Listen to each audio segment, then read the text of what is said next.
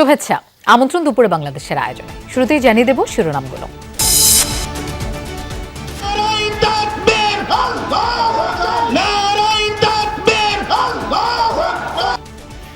বারো তারিখ বাঁক পরিবর্তনের দিন, শেরপুরের জনসভায় জামায়াত আমির। যারা হত্যার রাজনীতি করে তাদের বয়কটের আহ্বান। দেশে একটা বিশাল অকল্পনীয় পরিবর্তন হয়েছে। এর আগে 15.5 বছর সবগুলা রাজনৈতিক প্রতিপক্ষ দল সেদিনের আমরা ছিলাম মজলুম। সবচেয়ে বড় মজলুম দল জামায়াত ইসলামী। আমি পুনের কথা বলেছি, আমাদের সবগুলা অফিস সারা বাংলাদেশে 13.5 বছর একটানা বন্ধ। রেজাউলের পরিবারকে জানালেন সমবেদনা।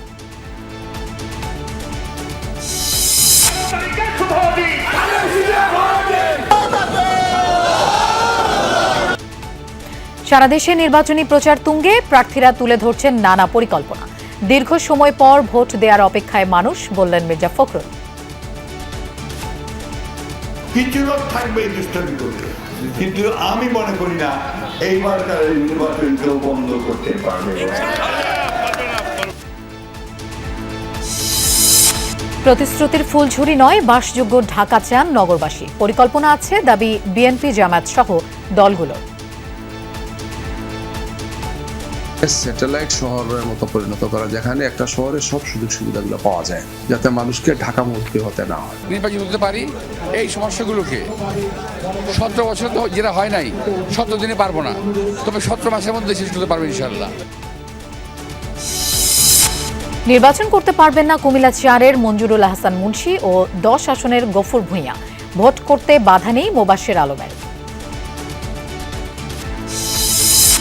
চট্টগ্রাম বন্দরে নিউমোরিং টার্মিনাল ইজারা দেওয়ার সিদ্ধান্তের প্রতিবাদে আজও শ্রমিকদের কর্মবিরতি। বেশিরভাগই কাজে যোগ দিয়েছেন দাবি কর্তৃপক্ষের। শুরু হলো ভাষার মাস ফেব্রুয়ারি। গৌরবের মাসে সাংস্কৃতিক সীমাবদ্ধতা থেকেও ঘটবে উত্তরণ, প্রত্যাশা তারুণ্যের। আমরা বাংলা ভাষাকে বা তার মাধুর্যকে হারায় ফেলতেছি, এটা না। কালের বিবর্তনে বা সংস্কৃতিতে কিছু পরিবর্তন আসছে। পরিবর্তন আসলে সংস্কৃতির মধ্যে তো আসে এবং এটি স্বাভাবিক।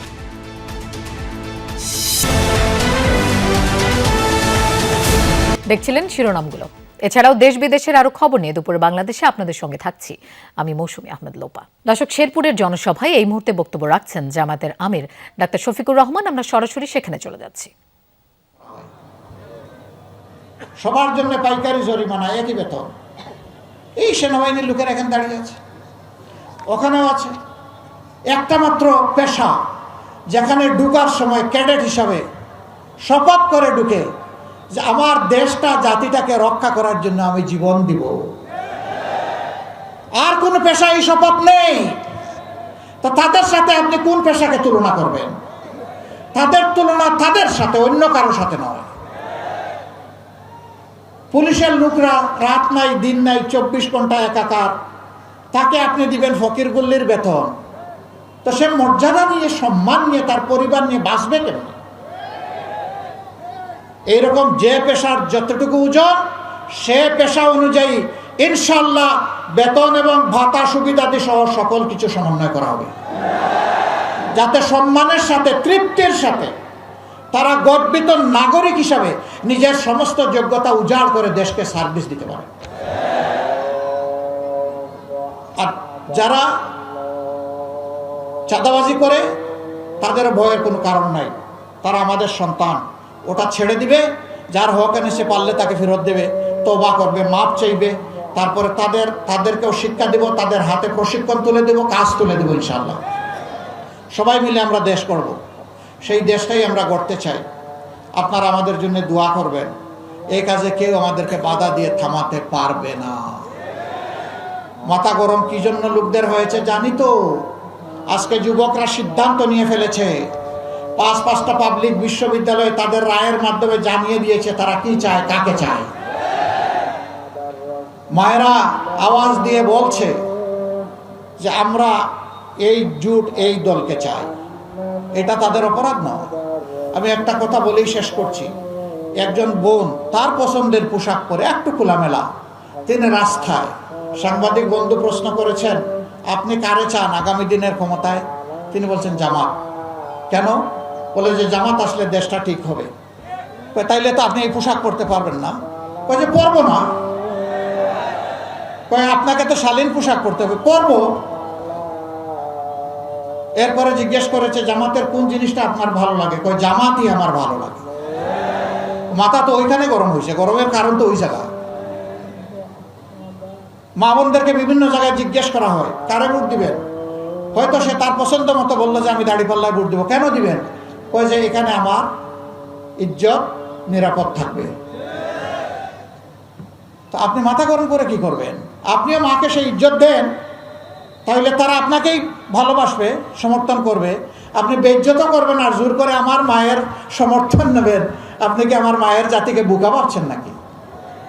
এর আগে শেরপুর পৌঁছে সংঘর্ষে নিহত ঝিনাইগাতী উপজেলা জামায়াতের সেক্রেটারি রেজাউল করিমের কবর জিয়ারত করেন আমির ডাক্তার শফিকুর রহমান। পরে নিহতের পরিবারের সাথে দেখা করে সমবেদনা জানান তিনি। রেজাউল নিহতের 4 দিন পার হলেও এখনও কেউ গ্রেফতার না হওয়ায় ক্ষোভ প্রকাশ করেন জামায়াতের আমির। তিনি বলেন, একটি দল আগে নিজেদের মানুষকেই হত্যা করত, এখন তাদের হাত থেকে অন্য দলের মানুষও রেহাই পাচ্ছে না। বোঝাই যাচ্ছে ক্ষমতায় গেলে তারা হত্যার রাজনীতি শুরু করবে। এ সময় দলের কেন্দ্রীয় ও স্থানীয় নেতৃবৃন্দ উপস্থিত ছিলেন। গত বুধবার ঝিনাইগাতীতে উপজেলা প্রশাসনের উদ্যোগে নির্বাচনী ইশতেহার পাঠ অনুষ্ঠানে চেয়ারে বসাকে কেন্দ্র করে বিএনপি জামায়াতের নেতাকর্মীদের মধ্যে সংঘর্ষ হয়। এক পর্যায়ে মারামারিতে নিহত হন শ্রীবর্দী উপজেলা জামায়াতের সেক্রেটারি রেজাউল করিম। আমাদের এই ভাইয়েরা তাদের নিজের মানুষকেও খুন করে ফেলে, অনেক খুন করেছে। তারাও মানুষ, যাদেরকে খুন করা হয়েছে ওগুলোও আমরা কষ্ট পাই, সমর্থন করি না। রাজনীতির নাম যদি মানুষ খুন হয়, সে রাজনীতিকে আমরা ঘৃণা করি। আমরা এমন একটা দেশ চাচ্ছি যেই দেশে তুচ্ছ দুনিয়ার স্বার্থের জন্য এই ধরনের নোংরা ঘটনা, হত্যাকাণ্ড করবে না। রাজধানীতে নির্বাচনী প্রচারণায় ব্যস্ত বিএনপি মনোনীত প্রার্থীরা। সকাল থেকেই রাজধানীর বিভিন্ন এলাকার পাড়া মহল্লায় ছুটছেন তারা, চাইছেন ধানের শীষের পক্ষে ভোট। রাজধানীর খিলগাঁও এলাকায় প্রচারণা করেন ঢাকা ৮ আসনের বিএনপির প্রার্থী মির্জা আব্বাস। তিনি বলেন, এই এলাকার সন্তান হওয়ায় এলাকার সমস্যা সম্পর্কে তার জানা আছে, তাই এলাকার মানুষ তার পক্ষে। এ সময় তিনি বলেন, এখনকার প্রার্থীরা না বুঝে অনেক কথা বলতে পারে, কিন্তু সিনিয়র রাজনীতিবিদ হয়ে সেটা বলা যায় না। এদিকে সকালে রাজধানীর মিরপুর এলাকায় প্রচারণা করেন ঢাকার 16 আসনের বিএনপির প্রার্থী আমিনুল হক। এ সময় তিনি বলেন, মাদকের বিস্তার, কিশোর গ্যাংয়ের দৌরাত্ম্য আর গ্যাস সংকটই ঢাকা 16 আসনের মূল সমস্যা। ক্ষমতায় গেলে এসব সমস্যার সমাধানেই মনোযোগ দেবেন বলে ভোটারদের আশ্বস্ত করছেন তিনি।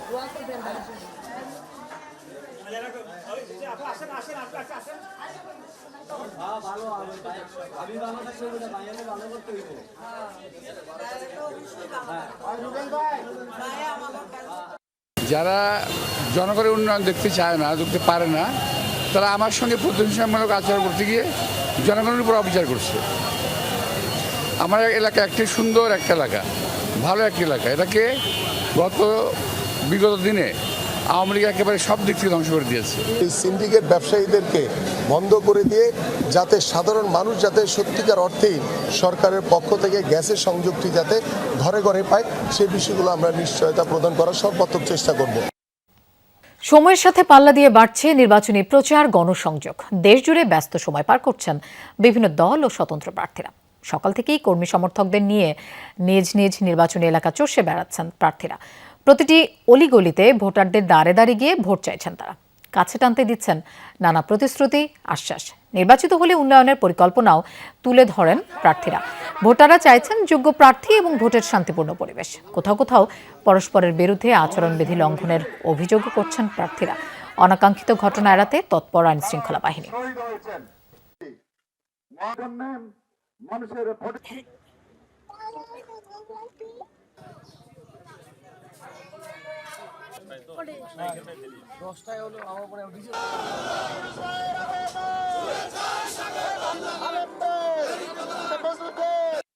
কিছু লোক থাকবে এই দুষ্টামি করবে, কিন্তু আমি মনে করি না এইবারকার নির্বাচন কেউ বন্ধ করতে পারবে। দেশের মানুষ জাগে গেছে। বাংলাদেশে খুব কম জেলা আছে এখন যে একেবারে বিশ্ববিদ্যালয় নাই, মেডিকেল কলেজ নেই, আমাদের কোনোটাই নেই। এ ব্যাপারে আমরা চেষ্টা করব। দর্শক, নির্বাচনী প্রচারণার খবর জানবো। নারায়ণগঞ্জের রূপগঞ্জ থেকে আমাদের সাথে যোগ দিচ্ছেন সহকর্মী জয়নাল আবেদিন জয়।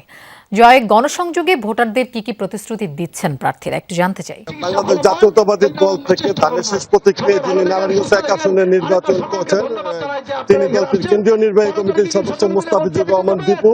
এখানে রূপগঞ্জের মুরাপাড়া ইউনিয়নে তার একটি উঠান বৈঠক চলছে এবং উঠান বৈঠকে কিন্তু তিনি প্রচারণা চালাচ্ছেন। এই মুরাপাড়া ইউনিয়নে আর সারাদিন ব্যাপী কিন্তু তার 15টি উঠান বৈঠক রয়েছে এবং প্রতিটি উঠান বৈঠকে কিন্তু তিনি তার নির্বাচনী ইশতেহার তুলে ধরছেন এবং পাশাপাশি তিনি বলছেন যে রূপগঞ্জের নারীদের যে প্রধান সমস্যা আছে, গ্যাসের সমস্যা, অবৈধ গ্যাস সংযোগগুলো উনি বৈধ করে দিবেন এবং পুরুষদের জন্য প্রতিটি শিল্পাঞ্চলের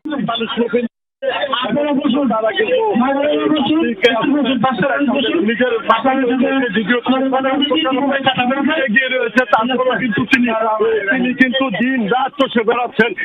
যদি একটু আপনি আমাদের বলেন আসলে কেমন সাড়া পাচ্ছেন মানুষের? ইনশাল্লাহ এখানে দেখা যাচ্ছে হলো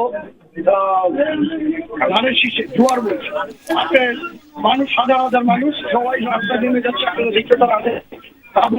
দর্শক, আমরা রূপগঞ্জের নির্বাচনী প্রচারণার খবর জানছিলাম আমাদের সহকর্মী জয়নাল আবেদিন জয়ের কাছ থেকে। নির্বাচনী প্রচারণায় মুখর রাজধানী, বিরামহীন গণসংযোগ করছেন জামায়াতে ইসলামী, স্বতন্ত্র এবং জোট মনোনীত প্রার্থীরা।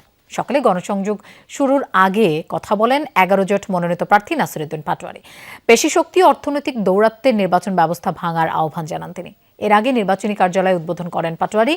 তিনি বলেন, নির্বাচনী ফান্ডে ওঠা 12 লাখ টাকা দিয়েই এই কার্যালয় করা হয়েছে। নির্বাচিত হলে এটি জনগণের কার্যালয় হবে বলে জানান তিনি। এদিকে ঢাকা 16 আসনে গণসংযোগ করেন জামায়াতের প্রার্থী অবসরপ্রাপ্ত কর্নেল আব্দুল বাকার। তিনি অভিযোগ করেন, ঢাকা 16 আসনে প্রতিপক্ষের প্রার্থী চাঁদাবাজির টাকায় ব্যাপক জনসমাগম করে প্রচারণা চালাচ্ছে। মন্তব্য করেন, নির্বাচনী খরচের বাহার দেখেই বোঝা যাচ্ছে টাকার উৎস অবৈধ।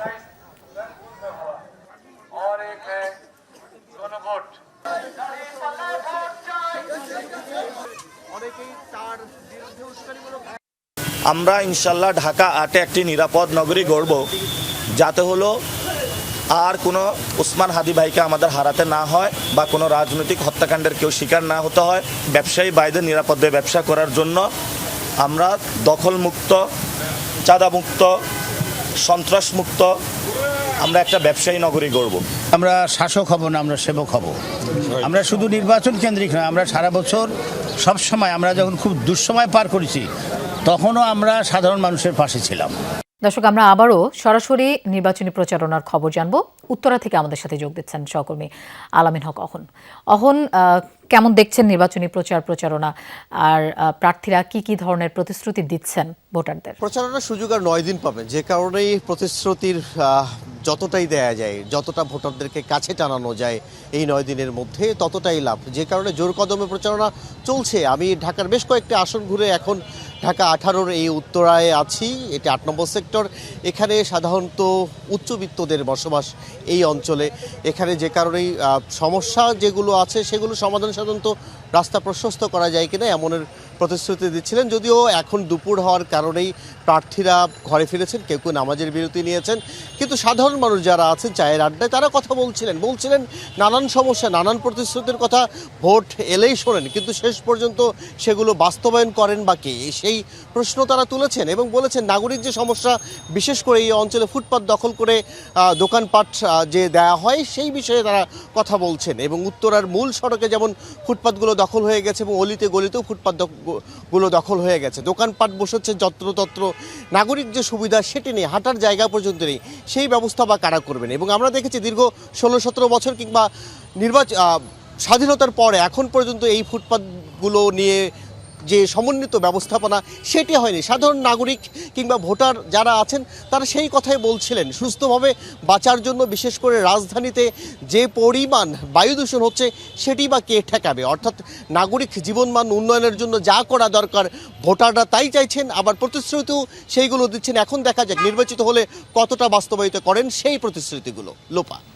অহন, আপনাকে ধন্যবাদ আমাদের সাথে যোগ দেওয়ার জন্য। দর্শক, নির্বাচন ভবনে গেছেন বিএনপির প্রতিনিধি দল, সেখানে আছেন আমাদের সহকর্মী তানভীর মৌসুম। আমরা তার কাছে যাচ্ছি। তানভীর, সিএসসির সাথে বৈঠকে কি নিয়ে আলোচনা হচ্ছে আপনি জানতে পেরেছেন কিনা? লোপা, আসলে এই যে সিসির সাথে যে বৈঠক, সে বৈঠকে আসলে এখন পর্যন্ত জানা যায়নি। এবং এখানে আমরা দেখেছি যে আসলে যখনই কোনো রাজনৈতিক দলের প্রতিনিধি দল আসে, তারা মূলত আসলে আগে তাদের যে আলোচনার বিষয়বস্তু, সেই আলোচনার বিষয়বস্তুটি আগে তারা আসলে জানান না।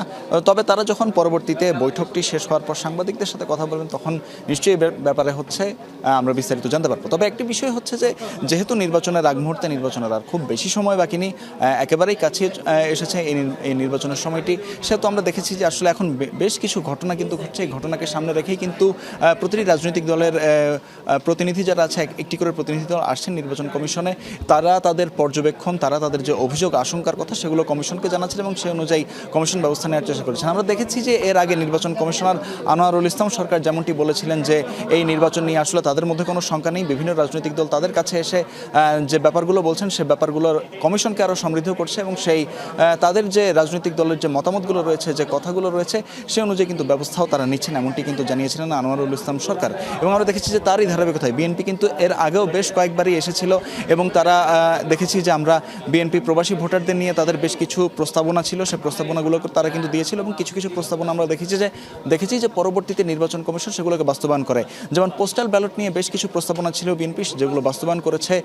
ঠিক যেমন যে প্রবাসীদের জন্য যে পোস্টাল ব্যালট, সেগুলো আসলে বদলানোর সুযোগ না থাকলেও, সেগুলো সংশোধনের সুযোগ না থাকলেও, আমরা দেখেছিলাম যে এর আগে বিএনপির সালাউদ্দিন আহমদ তিনি কিন্তু বলেছিলেন যে দেশে যাদেরকে পোস্টাল ব্যালট পাঠানো হবে, তাদের যে পোস্টাল ব্যালটটি থাকবে, সেখানে সংশ্লিষ্ট যারা প্রার্থী থাকবেন, সেই প্রার্থীদের প্রতীক সেটি রাখার জন্য, এবং সেই যে প্রস্তাবনাটি, সেটি কিন্তু কমিশন আমলে নিয়ে তারা বাস্তবায়ন করেছে। আজও যদি সেরকম কোনো প্রস্তাবনা থাকে, সে বিষয়ে তারা জানাবেন এবং সে অনুযায়ী পরবর্তীতে কমিশন ব্যবস্থা নেবে, কথা বলাই যায়। লোপা। তানভীর, আপনাকে ধন্যবাদ আমাদের সাথে যোগ দেওয়ার জন্য। তিলোত্তমা ঢাকা একটু কি অপরিচিত শব্দ কানে এলো? আসবে নাই বা কেন? যে শহরে নিত্যদিনের সঙ্গী যানজট, গ্যাস সংকট, ধূসর পরিবেশ, সন্ত্রাস, চাঁদাবাজ, সেই নগরী হারিয়েছে তার স্বকীয়তা, ধারণ ক্ষমতা, বাড়িয়েছে হাহাকার আর ভোগান্তি। ঢাকাবাসীর জিজ্ঞাসা, ভোট দিলেই কি পাওয়া যাবে? সবুজ, নিরাপদ আর আমার ঢাকা? রাজনৈতিক দলের নেতাদের প্রতিশ্রুতি, আস্থা রাখার। বসবাসের ঢাকা গড়া রাতারাতি সম্ভব না হলেও পরিকল্পনা আছে সংকট সমাধানের। আরফিন শাকিলের প্রতিবেদন।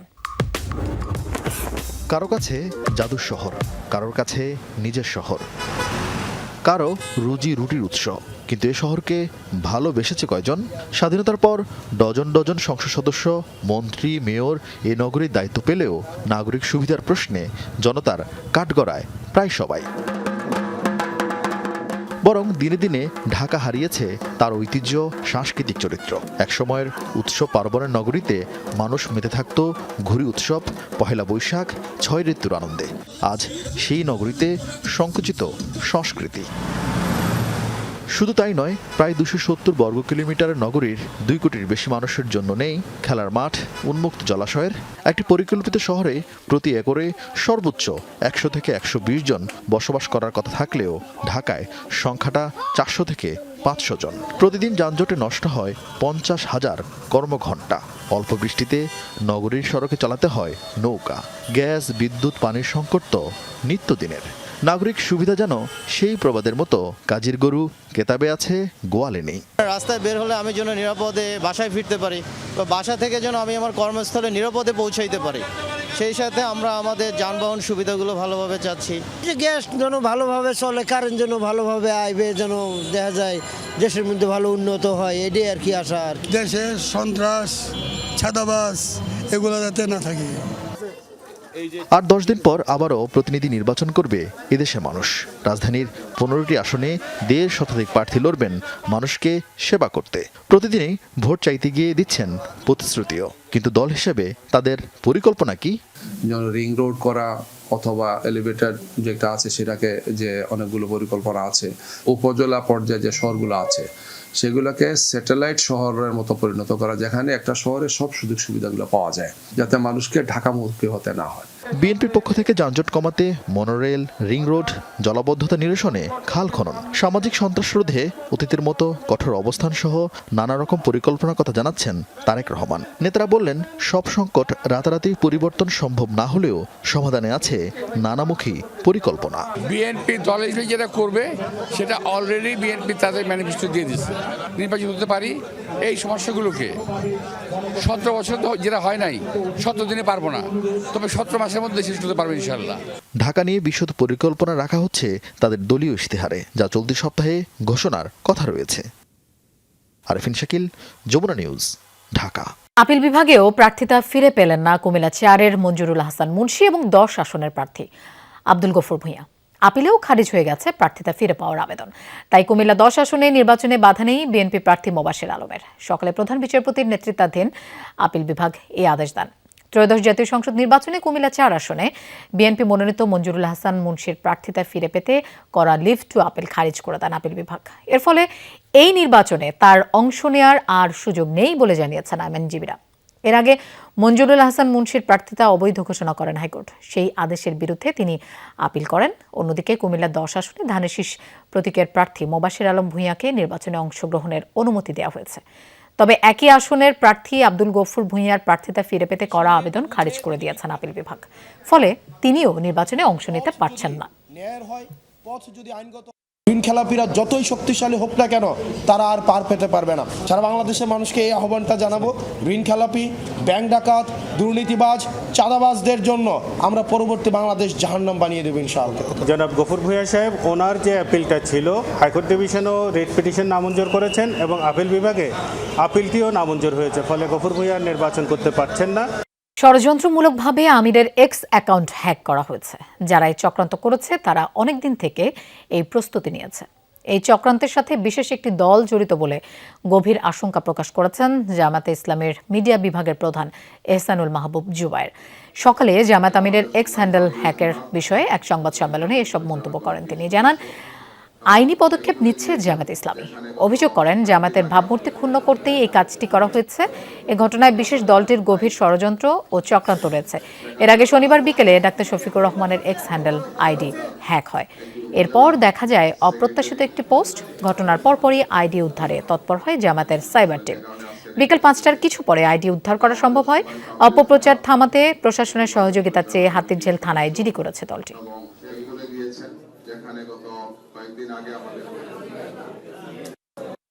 যারা এই চক্রান্ত করেছেন মনে হচ্ছে যে তারা কয়েকদিন থেকেই এই প্রস্তুতি নিয়েছেন। এই কাজের সাথে কিছু লোক জড়িত আমরা বোঝার চেষ্টা করেছি এবং এখানে একটা গভীর ষড়যন্ত্র আছে। বাংলাদেশ জামাত ইসলামীকে, তার আমিরে জামাতকে এবং আমাদের শীর্ষ নেতৃবৃন্দকে বিতর্কিত করার জন্য এটা হ্যাক করে তাদের নিয়ন্ত্রণে নিয়ে কিছু সময়ের জন্য তারা খুব খারাপ কিছু পোস্ট দিয়েছেন, আপত্তিকর কিছু পোস্ট দিয়েছেন। দর্শক, সচিবালয়ে এই মুহূর্তে কথা বলছেন স্বরাষ্ট্র উপদেষ্টা জাহাঙ্গীর আলম চৌধুরী। আমরা সরাসরি সেখানে চলে যাচ্ছি।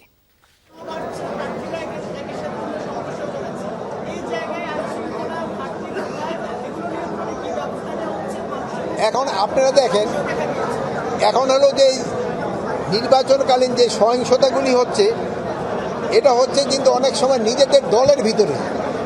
আপনারা যখন আপনি কোন কিসে কাজ করেন? হ্যাঁ, চ্যানেল 24।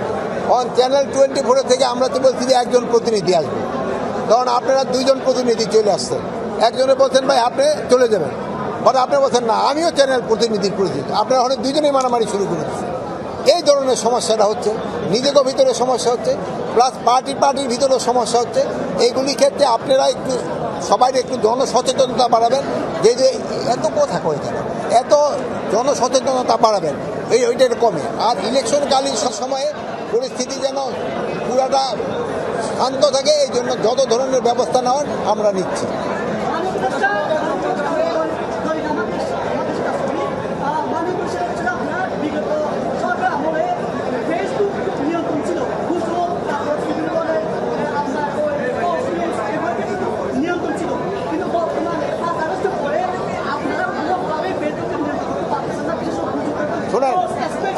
শোনেন, ওই সময় আপনারও নিয়ন্ত্রিত ছিলেন, আপনারও কিন্তু এত কথা বলতে পারতেন না। এখন যে হার আমারে প্রশ্ন করতে পারেন, ওরকম কিন্তু প্রশ্ন করতে পারেন না। অন্য স্বরাষ্ট্রমন্ত্রীকে আপনি এতভাবে গিয়ে জোরে কথা বলতে পারতেন? পারেন না। এই সময় এখন এই সরকার তো আপনাদের বলছে যে আপনারা স্বাধীন, আপনারা করতে পারেন। ফেসবুকের ভিতরে এইগুলি মিথ্যা সংবাদ, এগুলি কিন্তু আপনারাই বন্ধ করে দিতে পারেন। আমরাও চেষ্টা করি বন্ধ করে দেওয়ার জন্য। আর প্লাস আপনারা সবাই অনুরোধ করবেন মিথ্যা সংবাদ যেন না দেয়, সত্য সংবাদ যেন পরিবেশন করে। আমরা ডিজিএফআই এর জয়েন্ট ইন্টারোগেশন সেন্টারে গুম নির্যাতনের 2 মামলায় শেখ হাসিনা সাবেক বর্তমান সেনা কর্মকর্তা সহ 13 আসামির বিরুদ্ধে আজ সাক্ষ্য দেবেন সাবেক সেনা কর্মকর্তা আব্দুল্লাহিল আমান আজমি। বিচারপতি গোলাম মর্তুজা মজুমদারের নেতৃত্বাধীন আন্তর্জাতিক অপরাধ ট্রাইব্যুনাল 1-এ তার সাক্ষ্য গ্রহণ হওয়ার কথা রয়েছে। এছাড়া এই মামলায় সাবেক সেনা কর্মকর্তা হাসিনুর রহমানের জবানবন্দির ওপর জেরা করবেন পলাতক আসামিদের জন্য রাষ্ট্রনিযুক্ত আইনজীবীরা। এদিকে ট্রাইব্যুনাল 2-এ মানবতাবিরোধী অপরাধ মামলায় জাসদ সভাপতি হাসানুল হক ইনুর বিরুদ্ধে তদন্তকারী কর্মকর্তার জবানবন্দির ওপর জেরা করবেন আসামি পক্ষের আইনজীবী। নিউমোরিং কন্টেইনার টার্মিনাল বিদেশি প্রতিষ্ঠানকে ইজারা দেওয়ার সিদ্ধান্তের প্রতিবাদে চট্টগ্রাম বন্দরে দ্বিতীয় দিনের মতো চলছে শ্রমিক কর্মচারীদের কর্মবিরতি। সকাল 8টায় শুরু হয় এই কর্মসূচি। তবে বন্দর কর্তৃপক্ষের দাবি, প্রথম দিনের চেয়ে প্রভাব কিছুটা কম। বেশিরভাগ শ্রমিকই যোগ দিয়েছেন কাজে, যদিও শ্রমিকরা বলছেন কাজ বন্ধ রেখেছেন তারা। কালো পতাকা মিছিল সহ নানা কর্মসূচি রয়েছে তাদের। এদিকে বন্দর এলাকায় সভা সমাবেশ নিষিদ্ধ করে গণবিজ্ঞপ্তি জারি করেছে সিএমপি। তবে ভোটের প্রচারণা এর আওতামুক্ত বলে জানানো হয় বিজ্ঞপ্তিতে।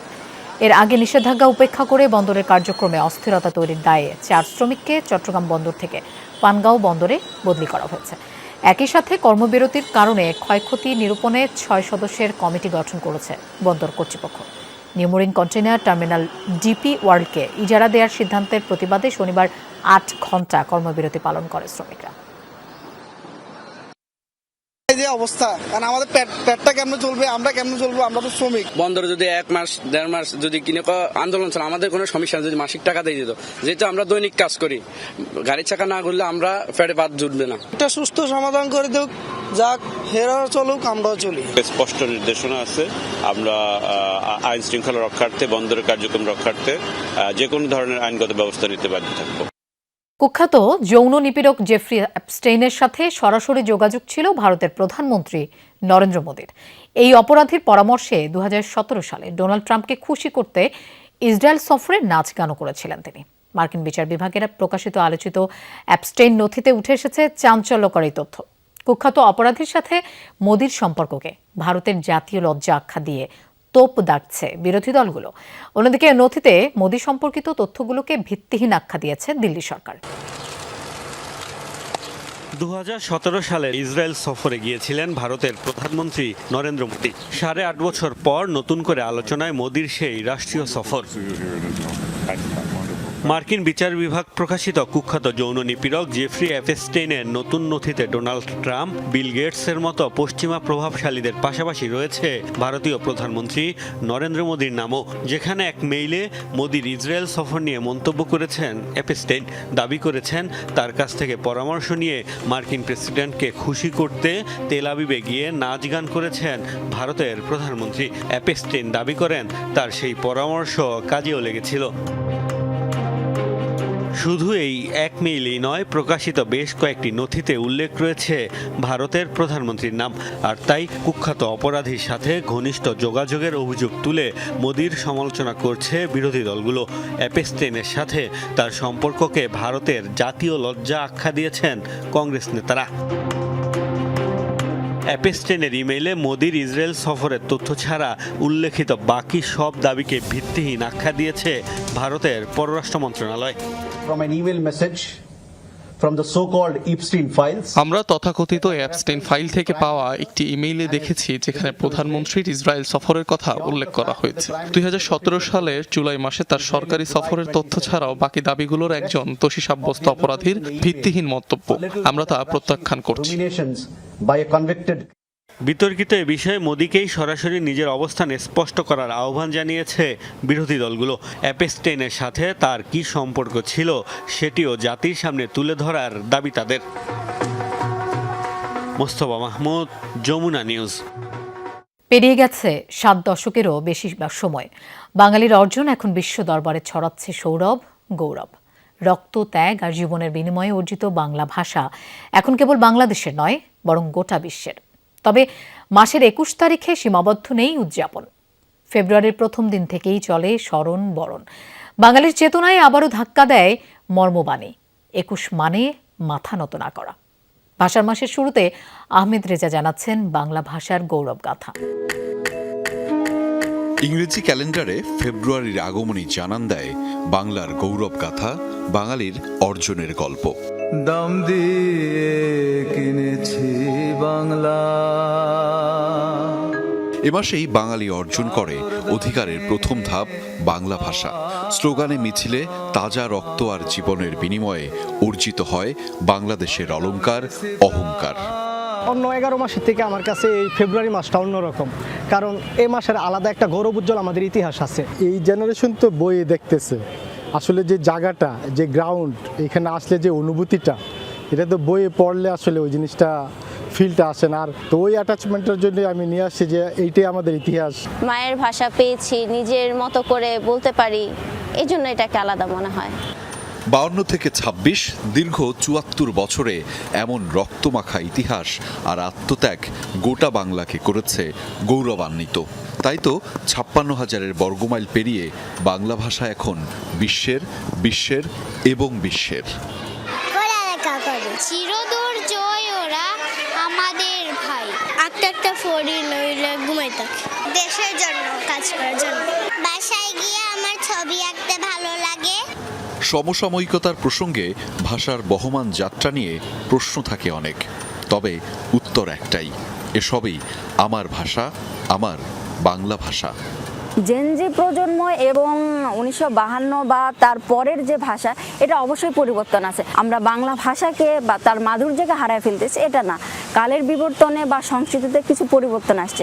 পরিবর্তন আসলে সংস্কৃতির মধ্যে তো আসে এবং এটি স্বাভাবিক। আমরা যেমন সংক্ষিপ্ত ওয়ার্ডগুলো ব্যবহার করি, আমাদের পূর্বের প্রজন্মের মানুষজন যারা ছিল তারা আসলে এই শর্ট ওয়ার্ডগুলো সেইভাবে ব্যবহার করতো না।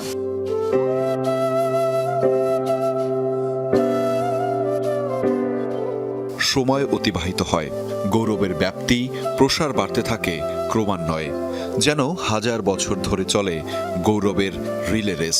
চূড়ান্ত ধাপে জিতে যায় দেশ, মানুষ আর আমাদের বাংলা ভাষা। ভাষার মাস ফেব্রুয়ারি এলেই মনে পড়ে যায় 21 মানে গৌরব, 21 মানে মাথা নত না করা। এবং এবারের ভাষার মাসে সেই গৌরব আরও একবার প্রজ্বলিত হবে এমন প্রত্যাশা আছে সাধারণের। বিশেষ করে এ মাসেই অনুষ্ঠিত হতে যাচ্ছে বাংলাদেশের জাতীয় নির্বাচন, যে নির্বাচনে রাজনৈতিক দলগুলোর জয় পরাজয় থাকলেও জিতে যাবে বাংলাদেশ, এমন প্রত্যাশা আছে সকলের। আহমেদ রেজা, যমুনা নিউজ, ঢাকা। দর্শক, দুপুরে বাংলাদেশের প্রথম ঘন্টা থেকে বিদায় নিচ্ছি। আমি মৌসুমী আহমেদ লোপা। আর পরের ঘন্টার খবর নিয়ে ফিরবেন সহকর্মী নাবিলা সোহার। আমাদের সাথেই থাকুন।